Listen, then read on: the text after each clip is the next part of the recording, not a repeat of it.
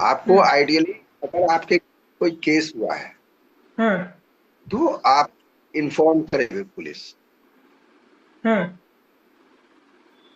Unless कि कोई बहुत बड़ा केस हो, जैसे मर्डर केस है, या उसमें तो हाँ। इन्फॉर्म नहीं करती है वो। लेकिन हम्म। अगर जो मिडिल केसेस हैं जो बहुत सीरियस नहीं है, तो हम्म। उसमें ये प्रोविजन है कि वो एक्यूज को इन्फॉर्म करेगी कि आपके खिलाफ कंप्लेंट हुई है, एंड आप हम्म। पुलिस स्टेशन में आके अपना एक्सप्लेन कीजिए। अच्छा। हम्म। उसमें ये रहता है कि अगर आप पुलिस स्टेशन गए हम्म। तो एक तो आपके साथ हो सकता है, अगर पुलिस कई स्टेशन बार गए। पुलिस वाले दुर्व्यवहार हो सकता है, पुलिस वाले हो कई बार सकता है टॉर्चर करते बिल्कुल। हैं। हाँ, ये भी किस्से सुनने में आते हैं। हाँ, दूसरा ये हो सकता है कि आप अरेस्ट हो जाए, हम्म। गिरफ्तारी हो जाए। हम्म। इन चीजों से बचने के लिए इसका भी एक प्रावधान है। हम्म। बहस चल रही है, अच्छा। में आवाज उठाया है, जी। लेकिन अभी तक ये हमारे यहाँ लॉ नहीं है। हमारे अच्छा। यहाँ जो लॉ का डेफिनेशन है हम्म। उसमें स्पेसिफिकली है, जितने भी अनविलिंग एक्ट्स हैं, हम्म। अनलेस दे आर मैरिड, कि अगर मैरिड तो नहीं हो। हम्म। तो नहीं। मैरिटल रेप हम्म। एक सिविल, आप एक क्रुएल्टी के रूप में उसे डोमेस्टिक वायलेंस में या डिवोर्स के ग्राउंड में ले सकते हैं। ले सकते हैं। अच्छा। जी। लेकिन वो क्रिमिनल ऑफेंस रूप में नहीं। रेप के कैटेगरी में नहीं आता अभी तक। हाँ, रेप की कैटेगरी में तो नहीं आता।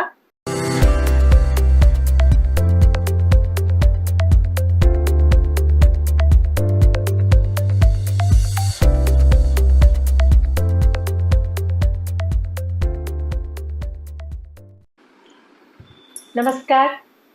आओ कुछ बात करें में वाव इंडिया के इस प्रोग्राम में आज आप सबका स्वागत है। हमारे साथ हमारी सीनियर वाइस प्रेसिडेंट बानू बंसल जी भी जुड़ी हुई हैं। बानू जी, नमस्कार। आपका भी स्वागत है। आज का ये स्पेशल जो सेशन हमने रखा है, क्या हुआ बानू जी कि अभी कुछ दिन पहले हमारी एक बहुत पुरानी दोस्त है, उससे बात हो रही थी। हाँ। तो उसकी सब भाई बहनों के सबके बारे में हम पूछ रहे थे, तो उसकी एक छोटी बहन हुआ करती थी। हम्म। तो उसको पूछने लगे। हमने कहा भाई वो कैसी है? बोली दीदी वो बस मतलब वो नहीं रही। अच्छा। तो हमने कहा मतलब? बोली नहीं, उसकी शादी हुई थी हाँ। और उसकी शादी के बाद आ, मतलब वो घर पे आके कुछ बताती तो नहीं थी, ठीक। लेकिन वो परेशान रहती थी। और उसके बाद जब उसकी डेथ हुई तो वो भी एक बड़ा रहस्य था, रहा। और अच्छा। हमने हमने उसको पूछा भी, हमने कभी बता तो सही हुआ क्या था? हाँ। बोली अब क्या बताऊं दीदी, बस बताने लायक कुछ है नहीं। तो तकलीफ में है, दुखी नहीं, है, तो बिल्कुल सोचा बिल्कुल होगा तकलीफ कि मैं होती है। क्या बताऊं। हम्म। तो बोली कि बस ये समझ लो कि हमारे पास कोई सबूत नहीं है हाँ। कि हम केस कर सकें, ऐसा कोई सबूत नहीं है। हम्म। तो लेकिन पहले वो गई, फिर उसी के सदमे में मम्मी बीमार पड़ गई, फिर मम्मी चली गई, मतलब वो इस तरह से मतलब बता बहुत रही थी। दुखद रहा। हाँ। जबकि बानू जी वो फैमिली इतनी रिच फैमिली है, और जिस तरह से उन्होंने शादी की होगी, अच्छा खासा दहेज वहेज सब कुछ दे करके, जरूरी बात है। के बावजूद अगर ऐसा कुछ हुआ तो वाकई ये एक आज के जमाने में ऐसा होना बड़ा ताज्जुब की बात है और बड़ा क्या है पूर्णिमा जी, ये आज के जमाने में ही ज्यादा हो रहा है। जितनी लोगों के पास चीजें हैं उससे ज्यादा उनकी लालसा खत्म नहीं होती। ये इसलिए लालसा खत्म नहीं होती। इसीलिए आज के टाइम में बहुत हो रहा है। अब क्या है कि आ, हम लोग जो माता पिता होते हैं बड़े लाड प्यार के साथ अपनी संतानों बिल्कुल। का पालन पोषण करते हैं। और बेटियों को तो कुछ ज्यादा ही लाड प्यार दिया जाता है, क्योंकि दिमाग में होता है कि भाई इनको दूसरे घर जाना है, और नहीं ये होता है। सच में होता है कि लड़कियों को ज्यादा लाड प्यार ज्यादा चाव से पाला जाता है, इसमें कोई शक नहीं, हाँ, इसमें कोई शक नहीं। लेकिन उसके साथ ही एक और भी बात है बानू जी, कि बेटे को हर चीज के लिए छूट होती है, और बेटी के सिर पर मायके के भी और ससुराल की भी इज्जत का बोझ जरूर डाल दिया जाता है, कि बेटी के बचपन एक से, कदम से दोनों, बचपन से उसके बचपन से, सबकॉन्शियस में ये बात बैठा दी जाती है। बिल्कुल तो इन्हीं सब बातों से थोड़ी मन को तकलीफ तो होती ही है। बिल्कुल होती है। तो इसी को लेकर के ये आज का वो रखा है कि मैट्रिमोनियल और डोमेस्टिक वायलेंस अगर हो तो उसमें आगे क्या करना चाहिए। तो उसके लिए हमने इनवाइट किया है, एक जाने माने एडवोकेट हैं श्री मुकेश आनंद जी, आप भी परिचित हैं उनसे, बिल्कुल बिल्कुल उनको इनवाइट किया है, तो हम उन्हें लेते हैं बिल्कुल। पटल पर। ये बिल्कुल। आप बता रहे हो, ऐसे ही हमारे सामने आमने अभी कल ही एक नीचे मिले थे, हम्म। एक परिचित मिली थी, हम्म। तो वो बता रही थी कि हम, एक लड़की ने लव मैरिज की, शादी से हम्म। पहले वो लोग बहुत अच्छे से उसे आती थी, घर जाती थी तो बहुत अच्छे से रखते थे, और शादी के होने के बाद जब वो उनके घर गई तो वो कहते हैं कि जमीन पे सो, हम्म। हम्म। और मतलब उसको इतना टॉर्चर किया कि वो सोच नहीं पाई कि ये मेरे साथ हो क्या रहा है। अरे, ये तो एक चीज हो गई। इसके अलावा और क्या होता है बानू जी, कि मान के चलिए लड़की वर्किंग है, ऑफिस जा रही है, तो उसका हस्बैंड या उसके ससुराल वाले क्या करते हैं, उसको कहेंगे कि ठीक है भाई, तुम्हारी जो भी कमाई है वो सब तुम हमें दो, क्योंकि तुम संभाल नहीं सकती हो, तुम्हें हाँ ठीक से रखना नहीं आता है, हमें बिल्कुल। दो, हम उसको मैनेज करेंगे। और उसके बाद अच्छा खासा कमाने वाली लड़की भी हाँ एक एक पैसे के लिए ऐसे, उसे अपने हस्बैंड के आगे या ससुराल वालों के आगे हाथ फैलाना पड़ता है, अपनी ही बिल्कुल कमाई लेनी है उसको उनसे, बिल्कुल अपने बिल्कुल खर्चों के लिए, और बिल्कुल उसी के लिए उसे उनके सामने हाथ फैलाना पड़ता है। ये बिल्कुल। होता है। इसके अलावा और भी बहुत सारी चीजें होती है कि जैसे दहेज का तो खैर दहेज तो हमेशा का उसमें पीछे रह जाता है, जो रोज हमेशा के पीछे रह टॉर्चर जाता होते हैं, है। जो रोज के अगर, टॉर्चर होते हैं। हाँ, अगर मान के चलो वाइफ काम करने जा रही है, हस्बैंड भी काम करने जा रहा है, उसके बावजूद हस्बैंड बिल्कुल किसी काम में हाथ नहीं बटाएगा, ना कोई ससुराल वाले हाथ बटाएंगे, बिल्कुल। उस लड़की को अपने आप ही हाँ सारा कुछ मैनेज करना पड़ेगा। बिल्कुल। मतलब ये तो समझ लो कि रात को वो सोने में उसे 12 बजेंगे, और सुबह 5 बजे से उठ के उसे किचन का सारा काम करके, सारा कुछ बस, समेट के, सब कुछ करके, कपड़े धोने, मतलब इवन सारे जितने तरह के काम होते हैं उसे वो करके जाने हैं, और घर में बस घुसने के साथ शाम को उसे फिर शुरू हो जाना है। फिर शुरू हो जाना है। अच्छा, बिल्कुल। इसके अलावा अगर मान के चलो वो कहीं शिकायत करती है या करने की कोशिश करती है, तो उल्टा उसी पे आरोप लगा दिया जाता है, कि या तो उसको कह दिया जाता है कि इसके साथ कुछ मेंटल इश्यूज हैं, साइकोलॉजिकल इश्यूज हैं, या फिर ये है ना, चरित्रहीन है, सबसे अच्छा या फिर ये तरीका। हाँ चरित्रहीन भी है, और या उसको मानसिक रूप से रोगी बता दिया जाता है, बिल्कुल और उसमें हजार कमियां निकाल दी जाती है, अपना बचाव कर लिया जाता है। बिल्कुल।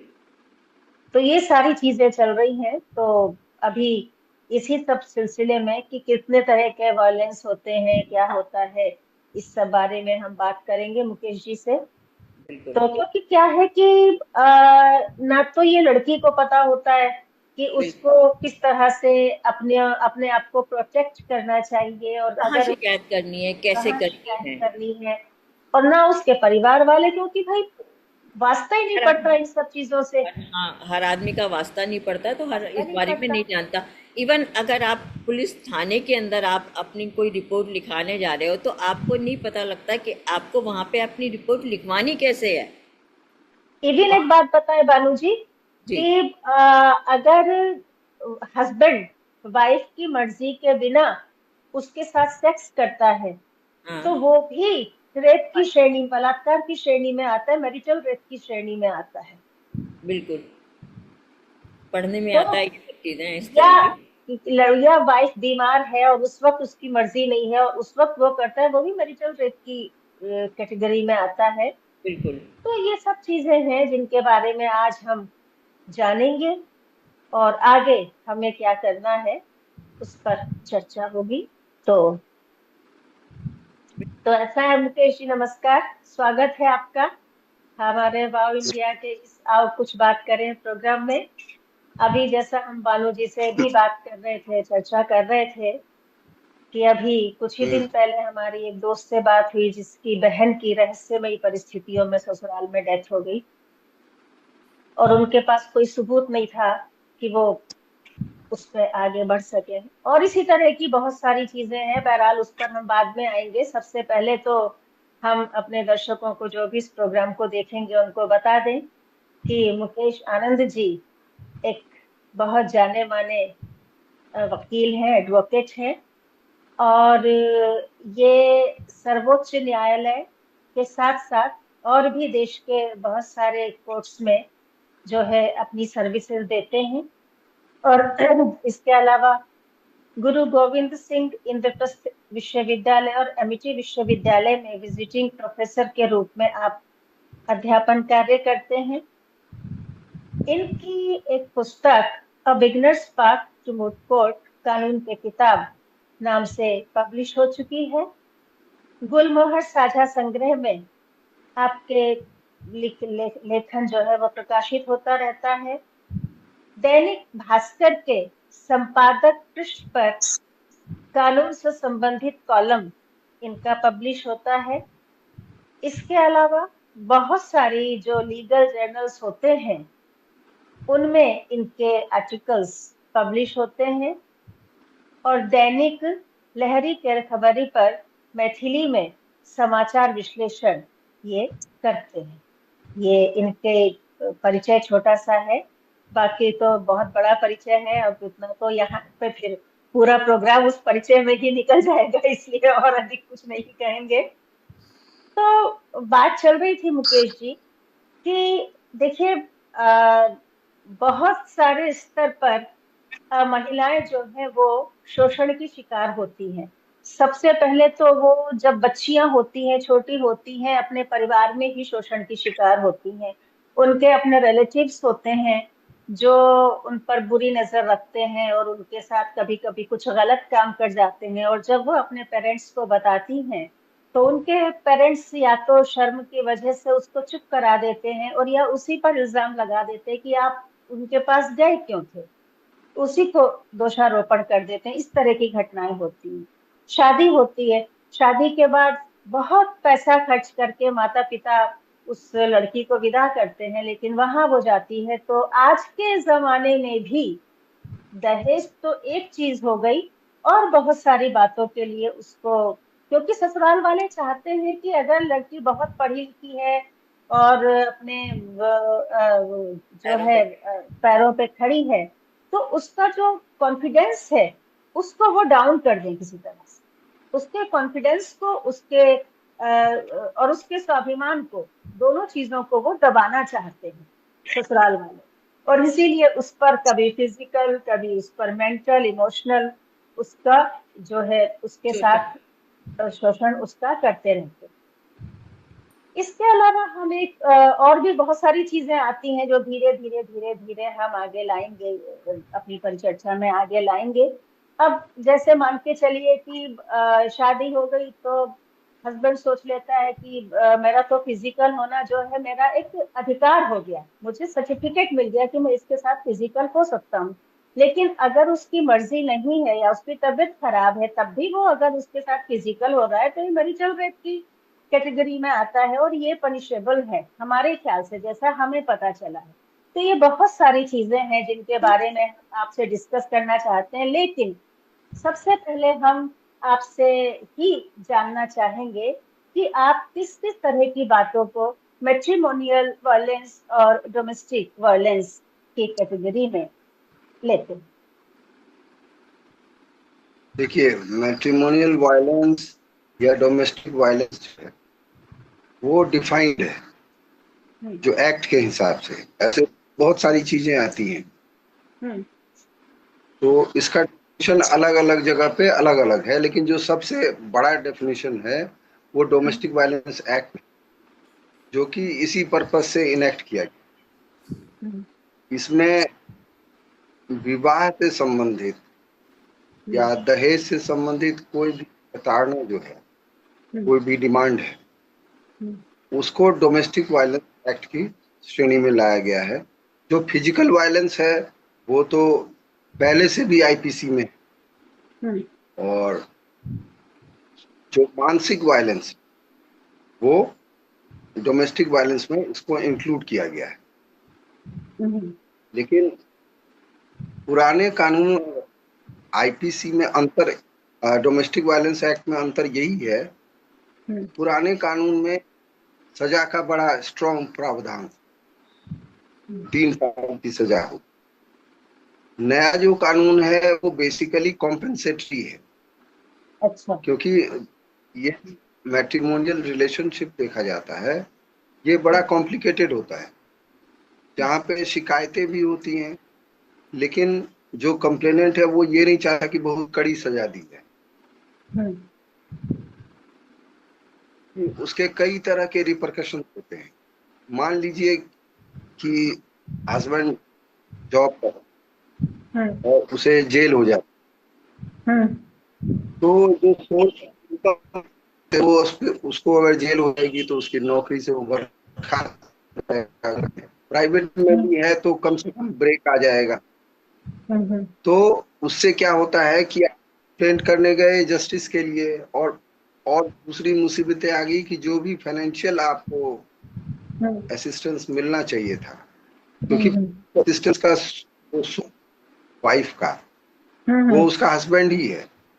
बिल्कुल।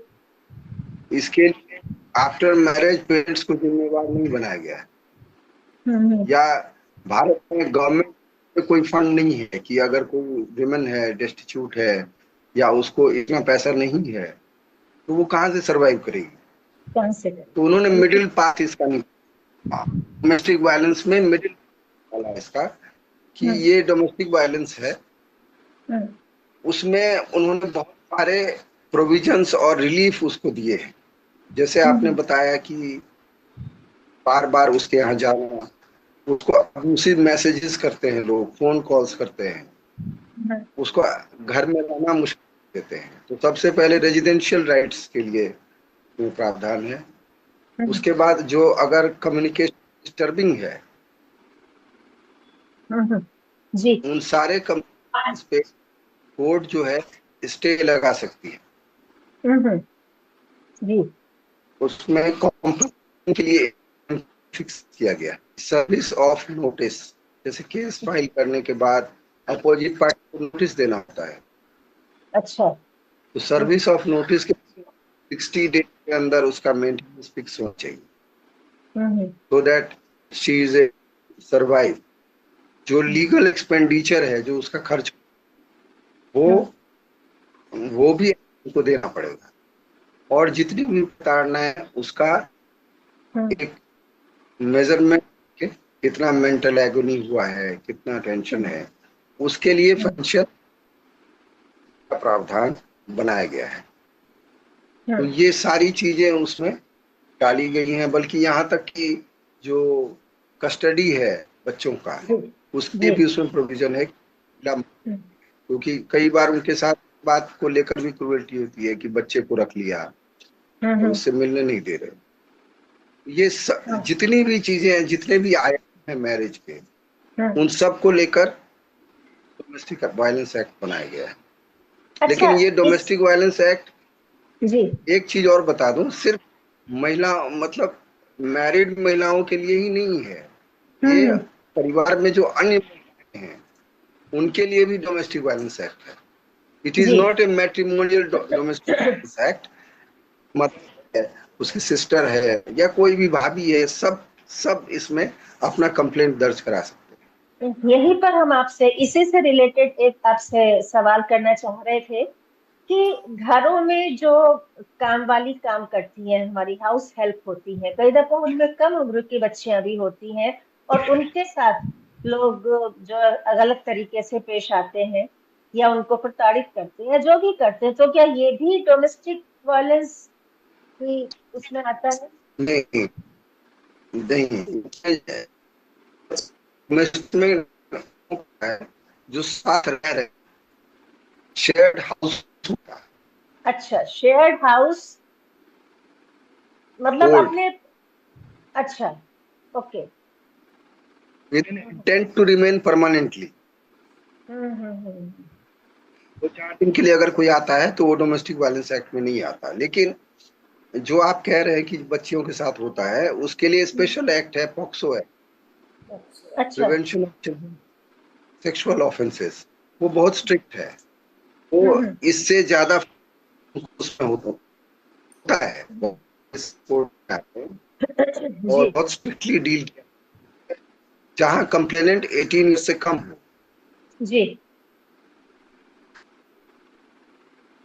और जी। जो 18 ज्यादा है उनके कॉमन लॉ पहले से चल रहा है, भारतीय दंड हम्म। अधिनियम है, वही लागू है।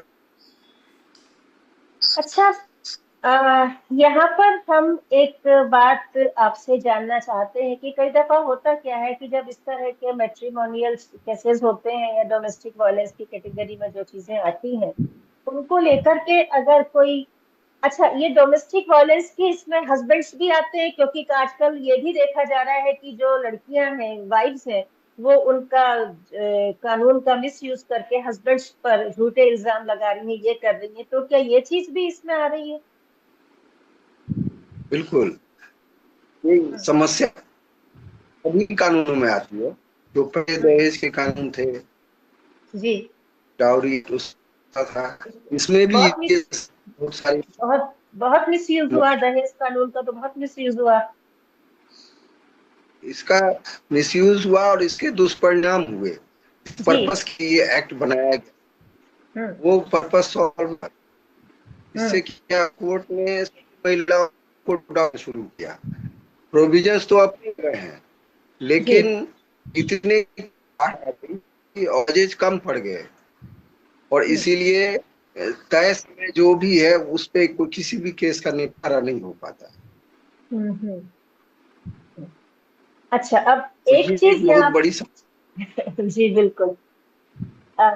एक चीज यहाँ पर आती है कि जब इस तरह का कोई वायलेंस होता है, चाहे वो हस्बैंड के अगेंस्ट हो, वाइफ के अगेंस्ट हो, या किसी और फैमिली मेंबर के अगेंस्ट हो, तो उसमें वो मान के चलिए पुलिस स्टेशन जाए, एफआईआर दर्ज कराने के लिए जाए, तो ऐसा भी लोगों से पता चला है कि पहली बात तो पुलिस वाले जो है वो उसको सहयोग भी नहीं करते कि जी हम तो जाते हैं और हमारी कंप्लेंट नहीं लिखी जाती है।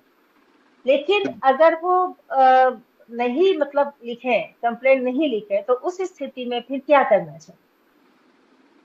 बिल्कुल, ये अच्छा सवाल है। क्योंकि जी देर सवेर जो भी हो, पहले अपनी जो भी शिकायत है वो जी। अथॉरिटीज के साथ जरूर पूछनी चाहिए। हम्म। लेकिन भारत में पुलिस के साथ ये समस्या शुरू से ही रही। हम्म। जब से पुलिस बिल्कुल। की स्थापना अंग्रेजों, तब से ये हम्म। समस्या रही है। जी ट्रेड लिखाना एक बहुत मुश्किल का, जी। लेकिन इसमें अब हम बहुत आसान हो गया है, क्योंकि अब बाई हम्म। पोस्ट भी आप भेज सकते हैं। एक बाई अलग से पोस्ट। पोस्टल सेल है, हम्म। बाई पोस्ट भेज सकते हैं आप। ईमेल से भी भेज सकते हैं। नहीं, हमने पोस्ट कर दी और वहां पे उन लोगों ने उसको कर दिया जी हमें तो पोस्ट नहीं मिली, या आपने ईमेल किया और उन्होंने इस ईमेल को कंसीडर नहीं किया या उस पर ध्यान नहीं दिया, तो उसका वो उसके बाद का प्रोविजन अलग है, पर ऐसा होता नहीं है, क्योंकि हम लोग भी अब खुद नहीं जाते हैं, अपने क्लाइंट्स को भी एडवाइस नहीं करते हैं। तो हम अच्छा। जब भेजते हैं वहां पे, तो हम्म। पोस्टल के लिए अलग से वो उसको रिसीव करते हैं, उसका हम्म। एक्नॉलेजमेंट भेजते हैं, और एक हम्म। आता है आपका मोबाइल में, ये आपका हम्म। आईओ है और ये नंबर ये है, ये आपको आपका दोबारा है। से बताना पड़ेगा मुकेश जी, क्योंकि वो सिग्नल्स के चक्कर में ये बीच में कट रहा है जो आपने यहाँ पर बोला है। जैसे आप पोस्ट से कोई भी कंप्लेन देंगे, तो जी। पोस्ट से जब पुलिस में कोई कंप्लेन आती है, तो उसका रिसीव करते हैं, उसका सेल हुआ है, आप डायरी, और जो भी उसका आईओ होगा उसका नंबर और नाम आपके हम्म। मेल पे आ जाएगा। जो उसको रिसीव करेगा कंप्लेंट को, उसका नंबर और नाम हमारे पास आ जाएगा। उसका नहीं, जैसे होता है उसका काम में आईओ है जिसका काम है इन्वेस्टिगेशन, जिसको वो केस अलॉट होता है। कुछ कुछ समझ में ही नहीं आ रहा है। अरे, बहुत डिस्टरबेंस है। आवाज नहीं आ रही? आवाज बीच बीच में ऐसे कट रही है कि जरूरी बातें छूट जा रही हैं। हम्म। जी।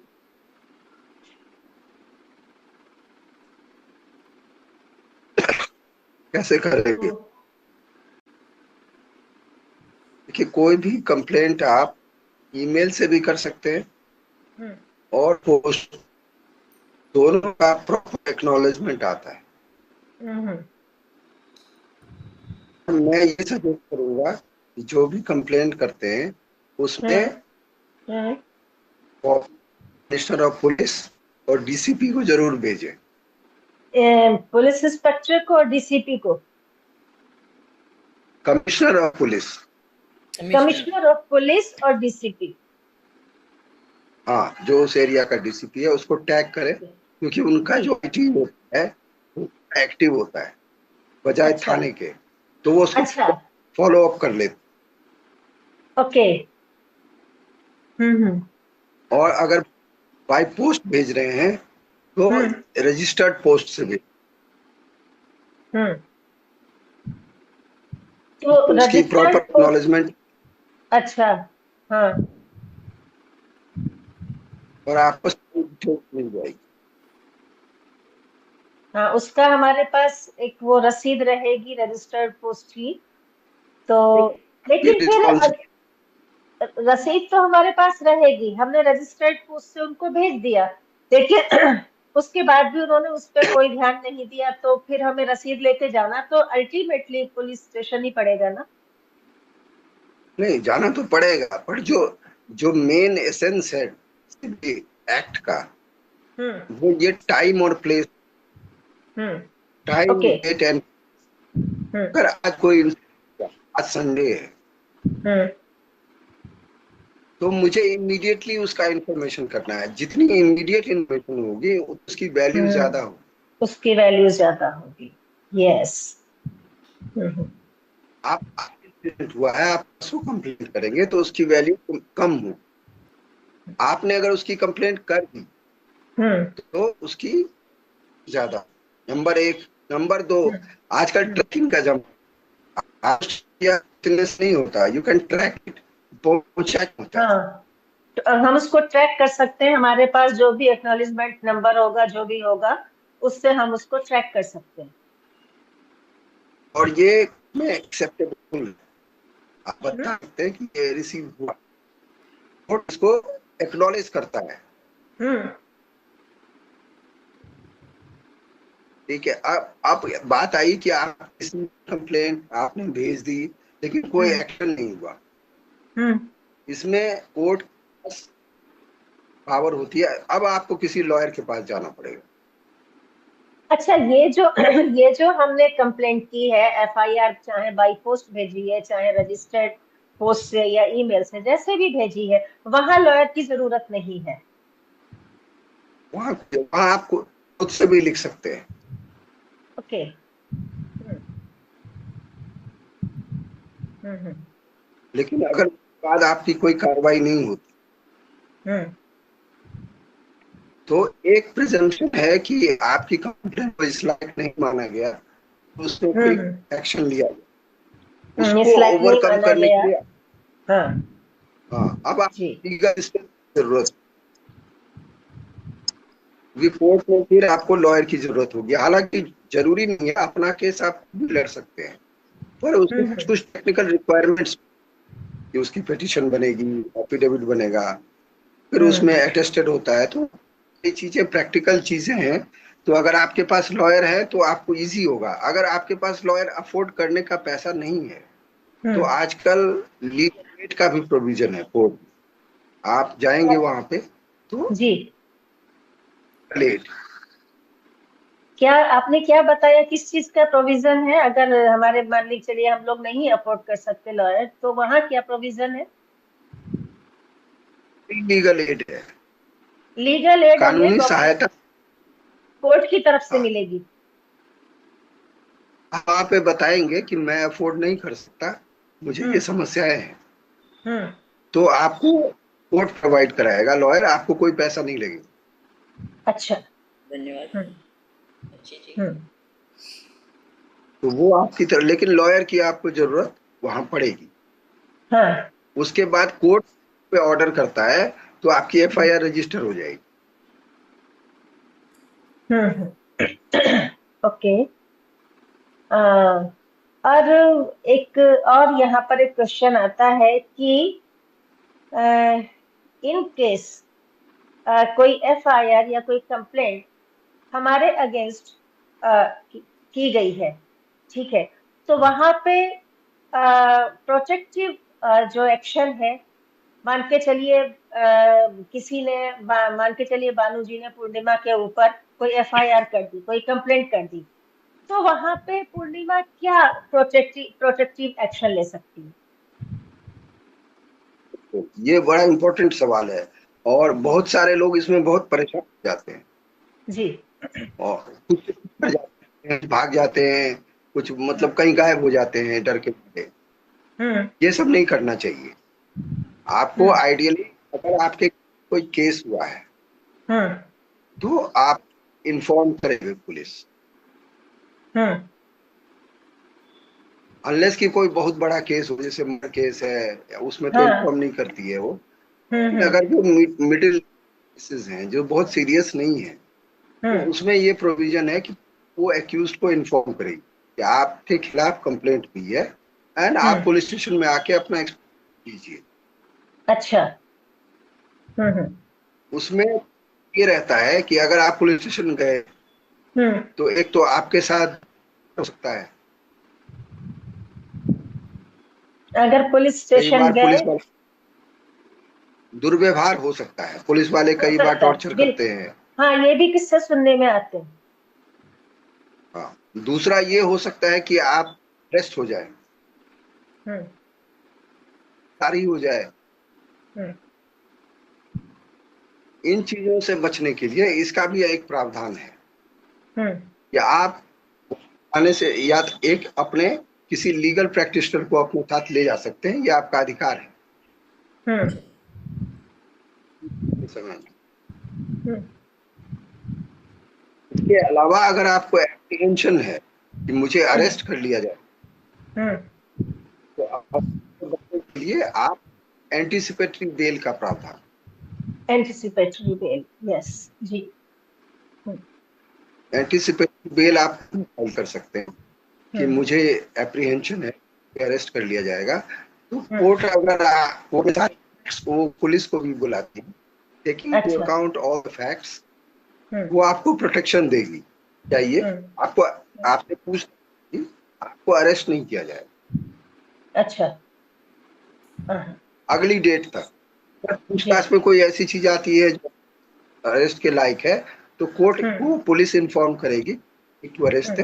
कोर्ट असेस करेगी कि जरूरी है, क्योंकि अरेस्ट के भी कुछ नियम, कि अगर उनसे कोई इंफॉर्मेशन ऐसी चाहिए जो वैसे नहीं मिल सकती, उसके लिए अरेस्ट करना जरूरी है, उसको लेके कहीं जाना है, तो उन सब चीजों को उसका एक वो बहुत लंबा चौड़ा उसका जूरिस्प्रूडेंस है, तो वो सबको जानने की जरूरत, वो बहुत कॉम्प्लिकेटेड है। तो उसके अगर आप प्रोटेक्शन कोर्ट देती है कि आपके साथ कोई टॉर्चर ना हो, मेडिकल टेस्ट कराना चाहें after the investigation, before the investigation, या लीगल प्रैक्टिशनर के साथ जाना चाहते हैं, तो ताकि तो वो वहां से को इन्फॉर्म कर सके या कोर्ट को इन्फॉर्म कर सके। तो ये सब एक प्रोटेक्शन उन्होंने सेंस बनाने के लिए किया हुआ है कि कंप्लेनेंट और वो कंप्लेंट जरूर रजिस्टर हो, तो उसके साथ दुर्व्यवहार। फिर कटा।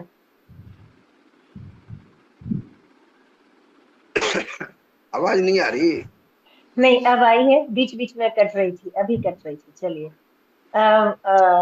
अच्छा, मैट्रिमोनियल जो केसेस होते हैं, उनमें जो क्रिमिनल एक्शन होते हैं, उनके बारे में कौन सा सेक्शन है? अब थोड़ा थोड़ा सा हमें लगता है कि जब आप अपना मुंह इधर उधर घुमाते हैं तब शायद आवाज करती है। दोबारा पूछिए आप क्वेश्चन। मैट्रिमोनियल केसेस में क्रिमिनल एक्शन जो होते हैं वो क्या होते हैं? मैट्रिमोनियल में एक सेक्शन है, एक नहीं कई सेक्शन है। पहला जी। सेक्शन है सबसे जो हल्का, 498A। हम्म। ये क्रुएल्टी से संबंधित है। अच्छा, क्रुएल्टी पर। ओके। ये जिसमें दहेज के लिए हम्म। मार पिटाई होती है, ओके। जिसका बेसिस सिर्फ और सिर्फ मैरिज, हम्म। उसका होना चाहिए मैरिज के साथ। इसलिए इस 490 इसमें 3 अमेंडमेंट आईपीसी के किए गए थे उस समय में, जिसमें हम्म। पहला 498 है। इसमें हम्म। किसी भी तरह की क्रुएल्टी दहेज से संबंधित है हम्म। या सीवियर है तो उसमें हम्म। एफआईआर का प्रोविजन है। हम्म। दूसरा जो प्रोविजन है वो 406 है, 406। हम्म। 406 वो होता है जहां प्रॉपर्टी जो लाई गई है हम्म। ससुराल से, हम्म। उसको यूज कर देते हैं लोग, वो बेच हम्म। देते हैं या जब्त कर लेते जी। हैं। तो ये हो गया breach of, I hmm. Trusted you with certificates, आपने ब्रीच ऑफ ट्रस्ट कर दिया, जिसको हम्म। लोकल लैंग्वेज में अमानत में खयानत कहते हैं। अमानत में खयानत, जी। बिल्कुल। हम्म।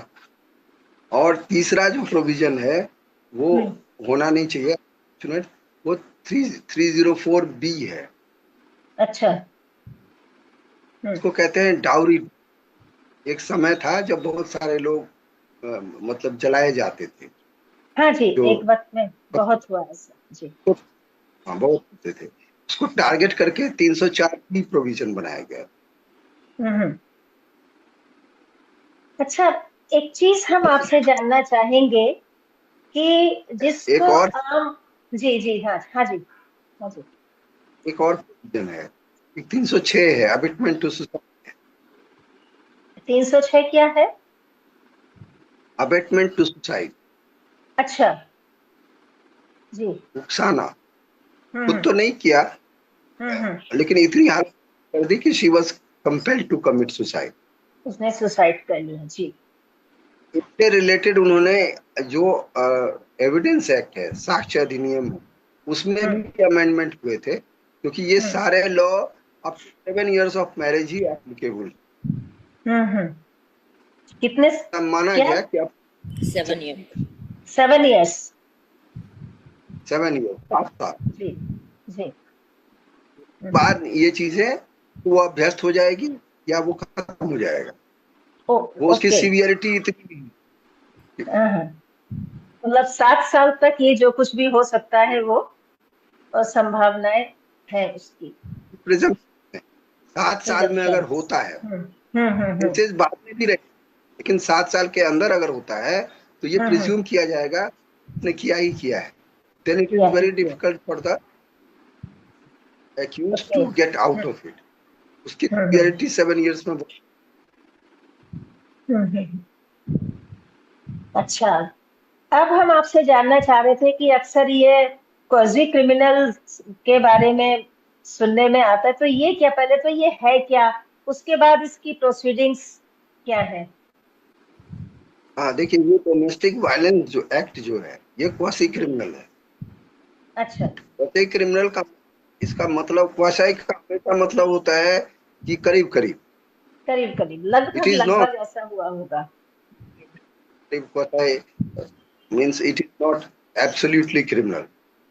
तो हाँ हाँ। ये पहले, लेकिन पहले हल्के प्रोविजन थे। जैसे मैंने आपको बताया कि अगर आप मेंटेनेंस नहीं पे करते, सपोज मेंटेनेंस अवार्ड हो गया हम्म।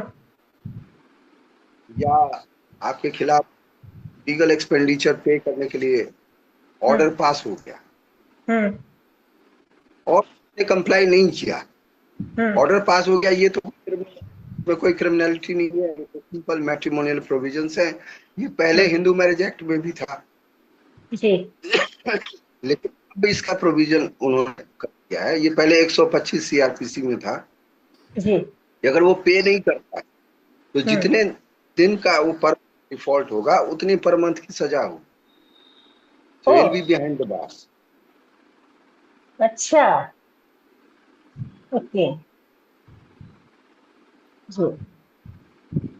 अच्छा, एक चीज ये बताइए कि जिसको आम भाषा में मैरिटल रेप कहा जाता है, जो कि अक्सर लड़की बीमार है या जो भी कुछ है उसके बावजूद फिजिकल होने की कोशिश की जा रही है, तो वो मैरिटल रेप की कैटेगरी में आता है। तो क्या ये भी डोमेस्टिक और मैरिटल वायलेंस की उसमें आता है, और इस पर भी क्या वो लड़की जो है वो कोर्ट में जा सकती है, केस कर सकती है? है लेकिन नहीं आता है। थोड़ा सा रेप फिर से का बोलिए। जो definition है, ये रेप कैटेगरी में नहीं आता है। अच्छा, ये नहीं आता है उसमें। ये बिल्कुल अभी अभी अभी फिर आवाज आ रही है आपकी। इसके लिए बहस चल रही है और अच्छा आज उठाया है, जी। लेकिन अभी तक ये हमारे यहाँ लॉ नहीं है। हमारे अच्छा। यहाँ जो लॉ का डेफिनेशन है हम्म। उसमें स्पेसिफिकली है जितने भी अनविलिंग एक्ट्स हैं अनलेस दे आर मैरिड, कि अगर मैरिड तो नहीं हो। हम्म। तो मैरिटल रेप एक सिविल, आप एक क्रूएल्टी के रूप में उसे डोमेस्टिक वायलेंस में या डिवोर्स के ग्राउंड में ले सकते हैं। ले सकते हैं, अच्छा। जी। लेकिन वो क्रिमिनल ऑफेंस रूप में नहीं, रेप के कैटेगरी में नहीं आता अभी तक। हाँ, रेप की कैटेगरी में तो नहीं आता, लेकिन मतलब वही, अगर वहां पे वो लड़की जा रही है, परस्यू कर रही है केस, तो वहां वो उसको एक पॉइंट बना सकती है। Domestic violence. हाँ, हाँ, हम बोलने के लिए कहते हैं कि मैरिड रेप है, but it is not a rape in the words in the word and definitions of law. Okay. वो यही कहते हैं कि विलिंग मैरिजेस हैं उसमें जो भी सेक्सुअल रिलेशनशिप है वो सारे मैट्रिमोनियल रेप है, because the girl is not willing to go into that marriage, but that is not under the criminal.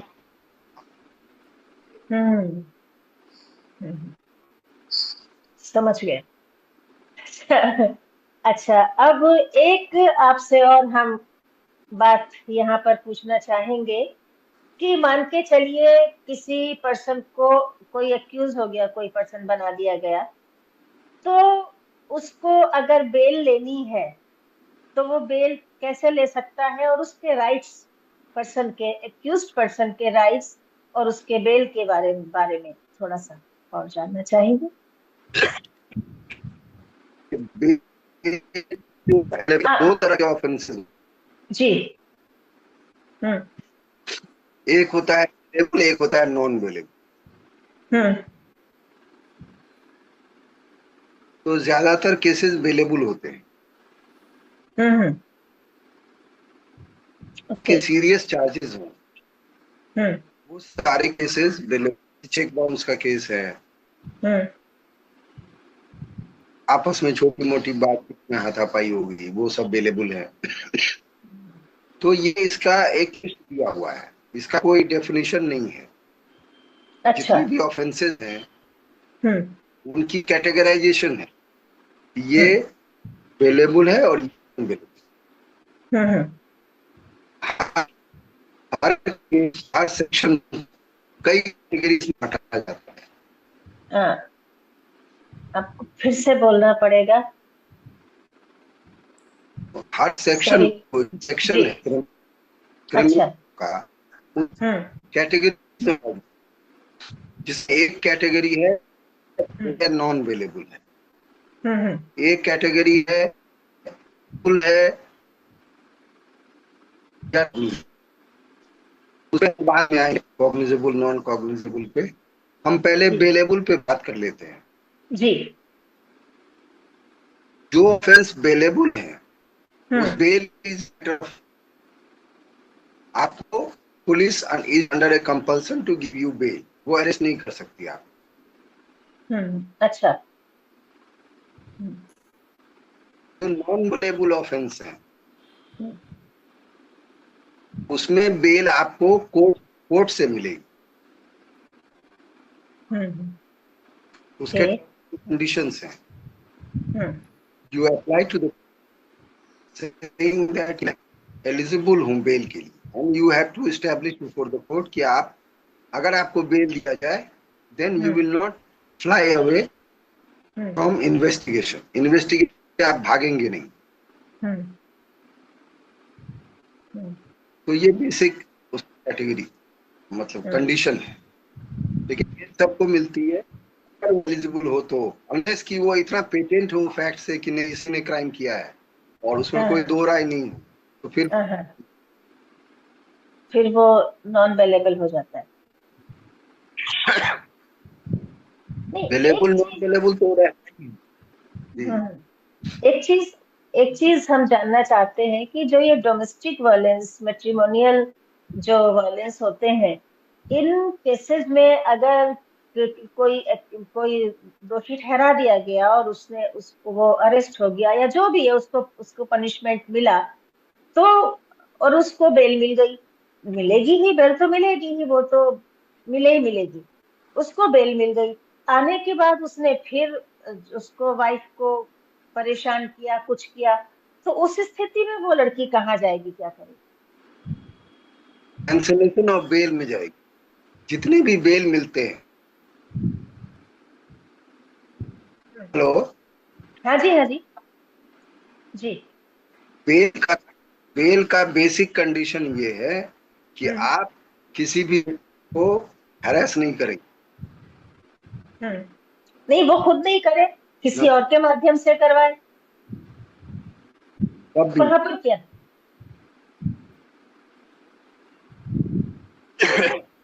मतलब यू हैव टू एस्टैब्लिश कि उसी के इशारे पे हो रहा है। ये तो करना पड़ेगा, प्रूफ होना चाहिए आपके पास कि ये उसके इशारे पर हो रहा है। प्रूफ ही नहीं, प्रूफ बहुत मुश्किल होता है, लेकिन फिर भी कोई रिलेशनशिप तो हो, तो दूसरा आदमी क्यों परेशान करेगा किसी को? वही ऑफेंस दोबारा वो ना करे, ये सारे कंडीशंस होते हैं उसमें। बेल ऐसे नहीं मिलती, सारे कंडीशंस फुलफिल होनी चाहिए उसमें। बेल के समय एक जमानती होता है, जमानती के ऊपर एक अमाउंट होता है, 20,000, 50, बाकी 1 लाख का बेल है, 50,000 का बेल है, तो वो फाइन है कि अगर आपने बेल के टर्म्स एंड कंडीशंस को वायलेट किया तो आपको फाइन लगेगा। Your bail may be cancel,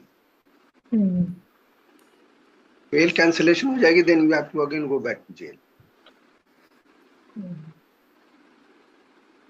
तो ये सिग्नल्स के डिस्टरबेंस के बावजूद आज बहुत सारी बातें मुकेश जी आपके साथ हुई, और आज तो हमने इन जनरल एक ये डिस्कशन किया है।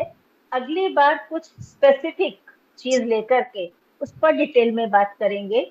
अगली बार कोई स्पेसिफिक वो लेकर के उस पर डिटेल में हम लोग बात करेंगे। इतनी जानकारी मिल जाए ये भी बहुत है आम जन के लिए। तो बहुत सारी चीज तो बहुत बहुत धन्यवाद मुकेश जी आपका। बानू जी, आप बताइए आपका। ऐसा है, जो हमें बेसिक्स भी नहीं मालूम थे कि हमारे साथ अगर कोई है या हमारे साथ आसपास में इस तरह का कोई माहौल बन रहा है, तो हमें किस तरफ जाना चाहिए, किससे हमें इस तरह की एड मिलेगी, किस तरह से हम पुलिस के पास जाएं या वकील साहब के पास जाएं, तो हमारे पास कहने के लिए क्या होना चाहिए। पहले हम उनको अपनी बात समझाएंगे, तभी तो हम उनसे समझ सकेंगे। तो आपने जो बिल्कुल बेसिक सी बात बताई है वो वाकई में ज़रूरी थी, जिसे एक अनजान आदमी बिल्कुल नहीं जानता। बिल्कुल। तो आपका इन सब बातों से हमें थोड़ा सा तो जानकारी मिली है, और आगे हम आपसे और जानकारी लेने के लिए फिर मिलेंगे। आज के लिए बहुत बहुत धन्यवाद आपका, बहुत बहुत। आज के डिस्कशन का मकसद ही ये था कि बेसिक्स थोड़े से पता लगे, उसके बाद धीरे धीरे हम लोग आगे बढ़ेंगे। जाएंगे। सबका बहुत बहुत आभार। नमस्कार। नमस्कार जी।